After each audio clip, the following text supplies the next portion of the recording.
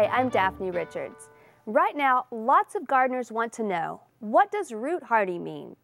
If the plant tag says that it's hardy to 32 degrees, is that air temperature or soil temperature? Well, hardiness does refer to how well a plant tolerates cold temperatures. This is most often discussed in terms of hardiness zones, which were developed by the USDA. The smaller the zone number, the colder the temperatures in that region. For example, Central Texas is a Zone 8 area, and the coldest parts of Alaska are Zone 1. When describing a plant's hardiness, the soil temperature is very important, but the air temperature is what is used for reference. Most people don't have soil thermometers, but we can all check the weather to see what our area's low temperature for the night is going to be. So the air temperature is more useful to us in practice. And if we know that the air is a certain temperature, then the soil will be a comparable temperature, but not as cold. And even if the air is below freezing, the soil probably won't be. Back in December, when I had 2 nights in a row in the mid-20s at my house, I measured the temperature of the soil and it was only 40 degrees. Because the air is colder than the soil, many temperate zone plants have developed a strategy of dropping their tender leaves or even sacrificing their entire body to hunker down into the soil where it's relatively warmer.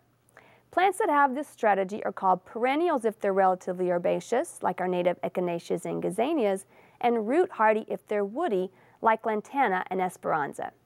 If a plant is listed as hardy to a certain temperature, it's likely to be killed if temperatures drop below that number. To protect your perennial and root hardy plants in the winter, be sure to mulch very well before the first freeze, piling the mulch up higher around the root zone than you normally might.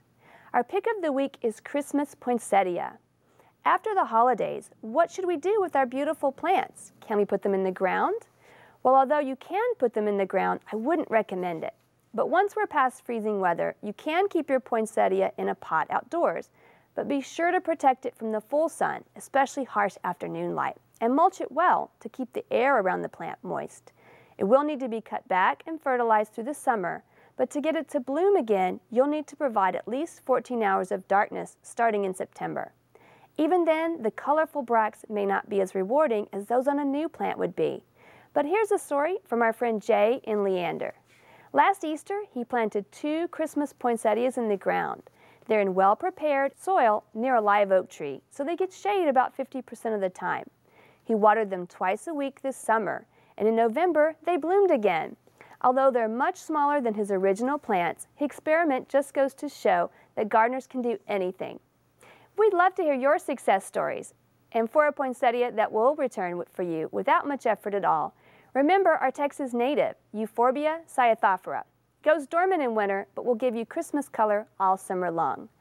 To do this week, if you need to prune oak trees that are susceptible to oak wilt, take care of that now.